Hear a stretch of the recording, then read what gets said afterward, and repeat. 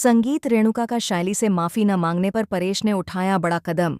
जी हां दोस्तों, सीरियल उड़ने की आशा में बहुत ही धमाकेदार ट्विस्ट आ चुका है। जब परेश के बार बार कहने के बावजूद रेणुका शैली से माफी नहीं मांगती, तब परेश एक कठोर फैसला लेता है।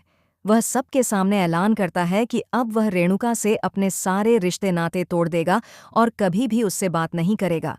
यह बात रेणुका को बर्दाश्त नहीं होती और वह काफी देर तक नाटक और ड्रामा करने के बाद आखिरकार पूरे परिवार के सामने सचिन और शाइली से माफी मांगती है।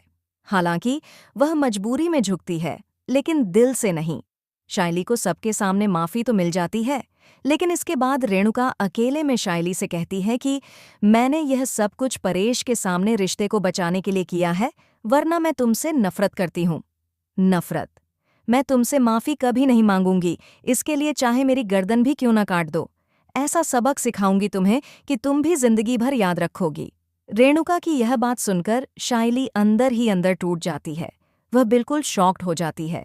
उसे समझ में नहीं आता कि वह करे तो क्या करे, क्योंकि बिना किसी गलती के हमेशा उसे ही सजा मिलती है और हमेशा उसे ही सुनाया जाता है।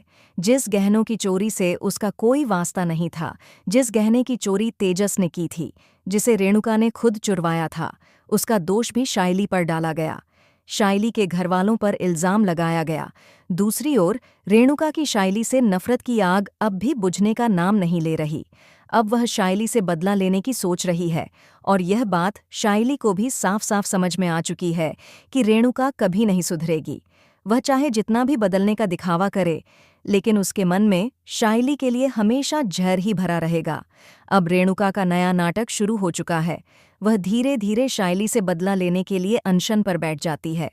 पूरे घर के सामने नाटक करती है और कहती है कि जब इस घर में मेरी कोई इज्जत ही नहीं रही, तो मैं खाना नहीं खाऊंगी।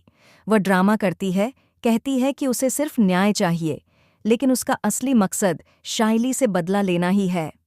अब रेणुका अपने मन में यह फैसला कर चुकी है कि वह अकेली नहीं, बल्कि तीनों बहुओं को सबक सिखाएगी। उसने अपनी चहेती बहू रोशनी से हाथ मिला लिया है और अब दोनों मिलकर फिर से शाइली को घर से बाहर निकालने का षड्यंत्र रच रही है। रेणुका अनशन के नाम पर पूरे घर में कोहराम मचा देती है। वह सबको इमोशनली ब्लैकमेल करना शुरू कर देती है और कहती है कि जब तक शाइली इस घर में नहीं जाती, तब तक वह अन्न का एक दाना भी नहीं खाएगी। अब रोशनी भी शाइली को ताने मारना शुरू कर देती है। लेकिन दोस्तों, सवाल ये है, क्या शाइली इन दोनों की चालों को अच्छे से समझ पाएगी?